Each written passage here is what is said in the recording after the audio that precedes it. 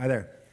So this is actually my first DICE. I feel like I've been around for a while, but it is my first DICE. And I've got to say, listening to the presentations this morning, I'm just pretty overwhelmed by the sheer level of craftsmanship, both in terms of building some of the games that I grew up loving, as well as building some of the companies that I admire the most today. And as I grew up myself, I was actually heartbroken by figuring out that finally I was never going to be a good enough coder or good enough at drawing or animating or any of those things to sort of create the form of art that I love. But what I did instead over time was actually to develop a craft, if you like, of my own, mainly derived from the fact that I didn't have too many talents in other areas, which was around building successful game teams and game companies right at the bleeding edge of where the games industry is heading. And I've been very fortunate in that journey, in that the 3 other companies that I was part of building in different roles turned out to really push the boundaries of the industry in one way or another. And the company that I'm working with now, Super Evil Megacorp, we're still at the very early stages of our journey, but it's certainly something that we are hoping to do in terms of core gaming on touchscreens. So my journey started really with Glue Mobile. Back then, my company was called Macrospace. We formed the European half of what became Glue Mobile. That was a feature phones business. I spent 7 years building it from scratch, from nothing, when the first phones came out that could support downloadable content, all the way to an IPO in 2007. I then left in order to create Playfish, one of the true social gaming pioneers that created games on what ended up being Facebook and other social networks, and grew very rapidly from there. And then I spent some time at EA, but I was also very fortunate to be the very first investor into Supercell and spent some time on the board of that company, arguably one of the most successful game companies on any platform today, with 3 of the world's top 10 touchscreen titles, with Clash of Clans, Boom Beach, and Heyday. And after that, I'm today, as I said, I'm the Chief Operating Officer of Super Evil Megacorp, creators of Vainglory, the MOBA perfected for touch, and really focused on pushing the boundaries of the games industry by inspiring core gamers to take on touchscreens as their primary gaming platform. So clearly, none of us here make games to make money, but commercial success does matter, because if you create commercial success, that enables you to reinvest in your game, the game that you want to make. And for me, what I've done over the past 15 years is really created a lot of scars, if you like, in my experience. I certainly have learned a lot of painful lessons, made a lot of bad decisions, made some good decisions, but learned a lot across the board. And what I was hoping to share was some of those scars, if you like, some of the things which I think have helped determine which companies ultimately became commercially successful and which didn't, in an environment of massive uncertainty. And by the way, I say that I got into the game industry because of the intersection of technology and art, plus an art form that I love and I played with since a kid. If you ask my mom, she'll tell you I just played so many games I could never get myself a proper job at all. So that's another route into the game industry. So Glue Mobile, the feature phone games industry. This was a really interesting time in computer games. Our dream was to take games that you would play on a Game Boy or Game Boy Advance and ultimately get those in everyone's pocket, because you know what, when everyone has a mobile device, everyone could own a Game Boy Advance or a Game Boy. So the title you see there on the screen is a title called Ancient Empires 2, a sort of Final Fantasy Tactics or Advanced War style title, the kind of game that I loved to play at the time. But the business was really hard. You had to, on the one hand, create a game that would run on thousands of devices with different screen sizes, memory constraints, ability, processing power, and all that. And you then had to try to distribute those through hundreds of carriers who all were kind of the only people who could sell to their own consumers. Super hard. But this was kind of where I cut my teeth as a game maker. Given that I didn't have the talent to code or to draw, I spent all my time instead thinking about, how do I find the best people in the world who are really passionate about doing this? And then how do I ultimately empower them to go and create the games that they love playing themselves? And that was, to me, a huge thing of thinking about an org structure not as a pyramid of one guy at the top telling everyone else to do, because you know what, that guy was kind of not very talented, but rather, how do you instead think of the org structure the other way around? How do you hire rock stars, and how do you get the kind of senior management in a company to instead focus on building the stage for those rock stars and that lead guitarist and the drummer to perform? So that was important. But at the same time, though, this part of the industries I sometimes refer to as the Siberian Gulag, because that's how hard it was. If you knew what it entailed, you would never get into it. And if you survived it, you could survive anything. In fact, the talent that cut their teeth in feature phone gaming in the early 2000s are actually the people today who run companies like Supercell, who are in senior management positions at King.com or at Wooga. Right now, it was just one of those times where it was every cent of profit for you to be able to pay your staff at the end of every month was just really hard. And if you couldn't make great games and distribute them well, you were in trouble.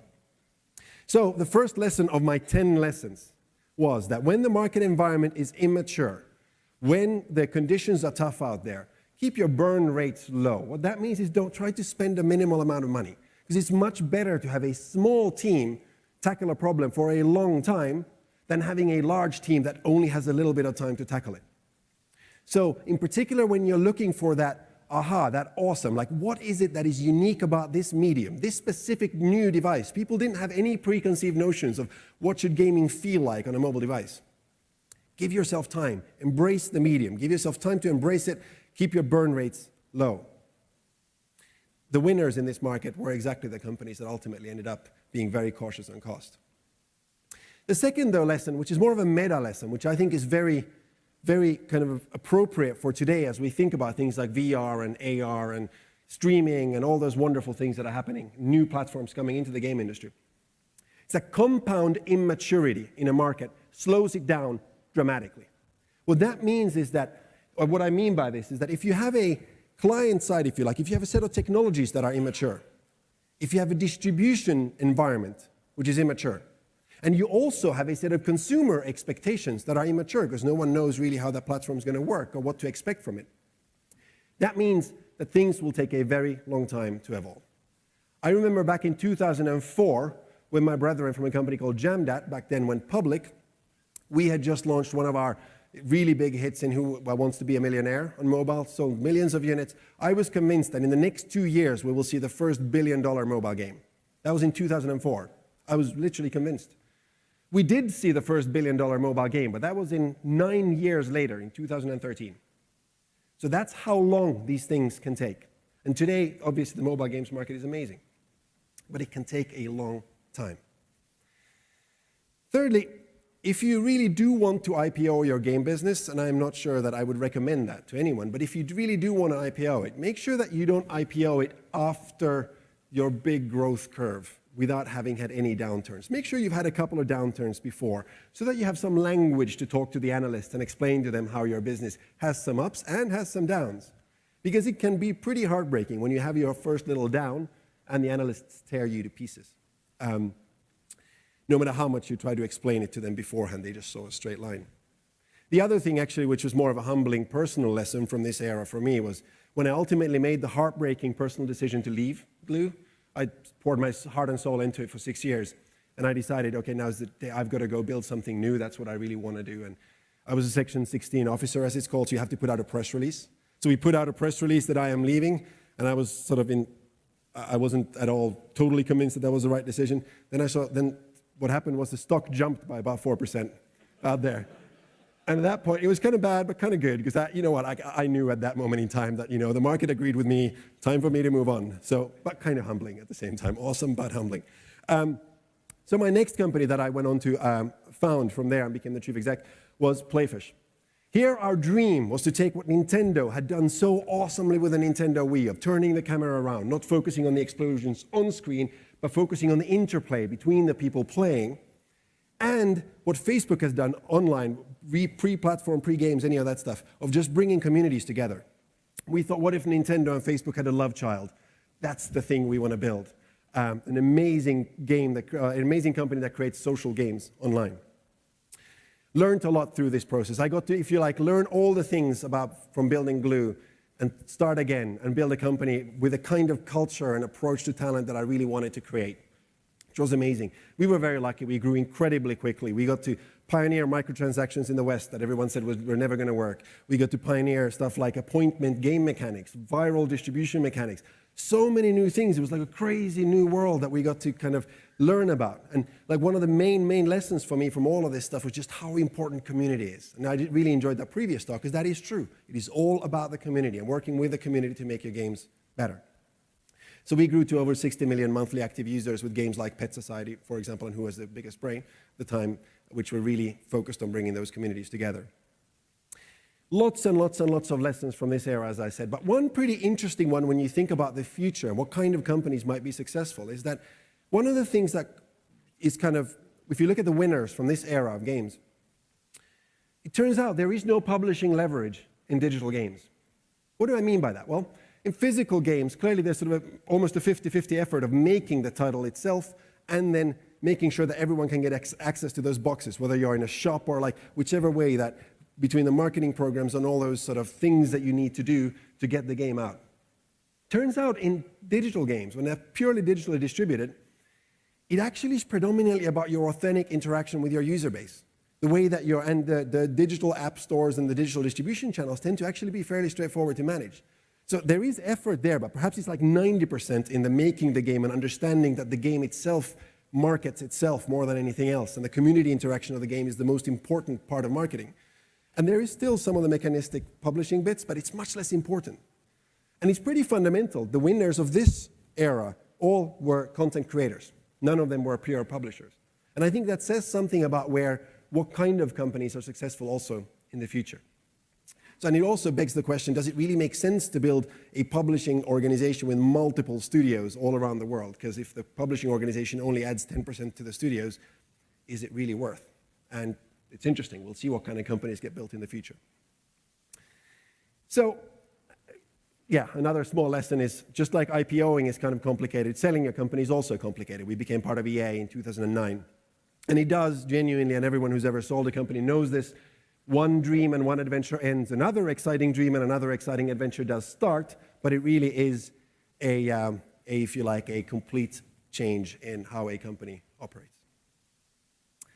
Let's talk about Supercell then for a second. So Supercell really pioneered mid-core gaming on touch and has really gone from strength to strength to strength ever since.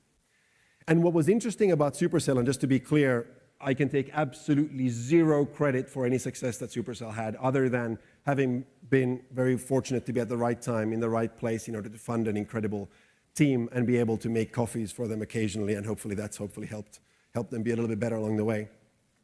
But what was incredible about Supercell was the realization right from the start that they were always going to be small, that what they were looking for really is to build these cells. It's all in the name, these super cells of incredible talent put together in order to pursue opportunities, and then create a culture around that where failure is okay. In fact, they famously celebrate failure with champagne, of you can go out and try to do the best possible thing, and you know what, if it doesn't work out, we'll party and we'll do it again, because that's what we're about. So that was pretty amazing. Also, their execution discipline has just been amazing to watch from the outside, and as well as their innovations in marketing and other places. But one of perhaps the most profound takeaway for the future from the Supercell journey has been that talent density matters. It is obvious in computer games, like it is in any form of art, that talent matters. You need the best people to do things. But what I think Supercell showed the world was that it's not enough, if you like, if you have 10 amazing people, it is much better to put them in one team working on one problem, as opposed to get 10 amazing people to recruit 10 different teams working on 10 different problems. In fact, so far so that you could argue that the 100-person company is the new 10,000-person company in games.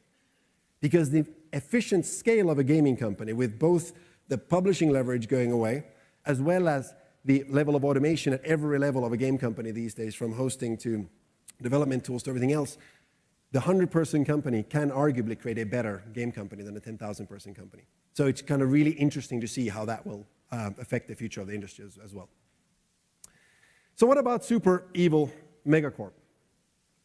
We are a collection of industry veterans, very much, if you like, learning all those lessons from some of these past journeys. I was originally an investor in Super Evil Megacorp. One of the co-founders used to be I used to work closely with that Playfish, so that's how I knew the crew from the start.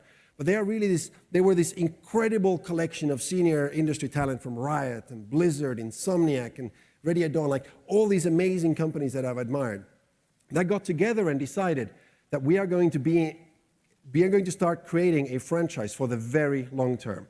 How do we bring those really visceral, emotional, exciting gaming experiences that we all grew up with in LAN parties and playing games like Warcraft 3 or Counter-Strike and others, how can we bring those experiences to the touch generation? How can we make sure that people who play on touchscreens aren't always bogged down with timers and energy mechanics? How do they get to have the same experiences we had when we grew up?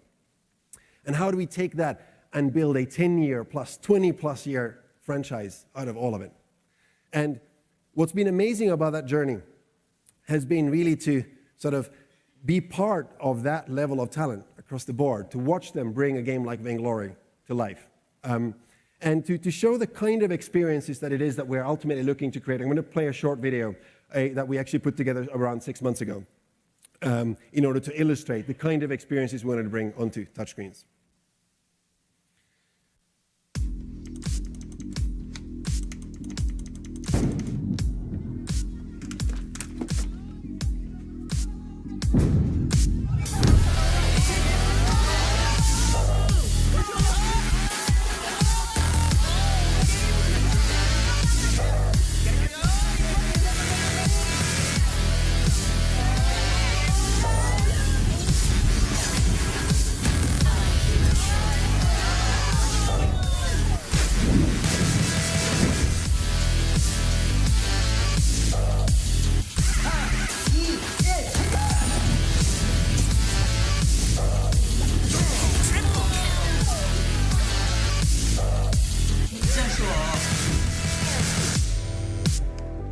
Hey, what's up?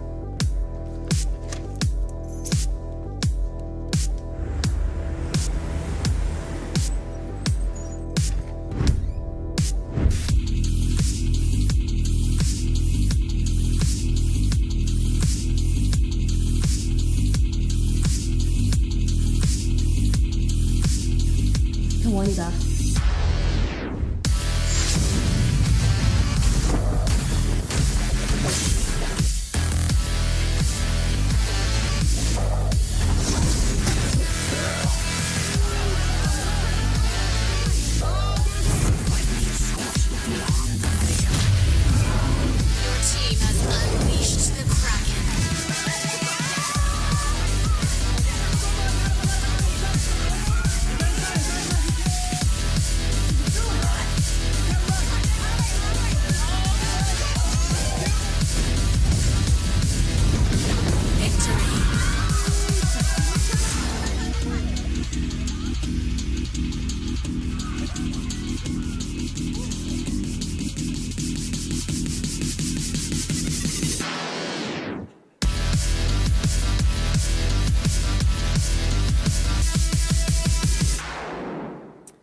So we announced the game at the Apple keynote back in September when they announced the iPhone 6 and the iPhone 6 Plus, and back when we were able to showcase, if you like, what the metal technology can do on Apple devices. And if you haven't checked it out as developers, you should. It's an amazing API in order to create truly low-level graphics and high performance on touchscreens.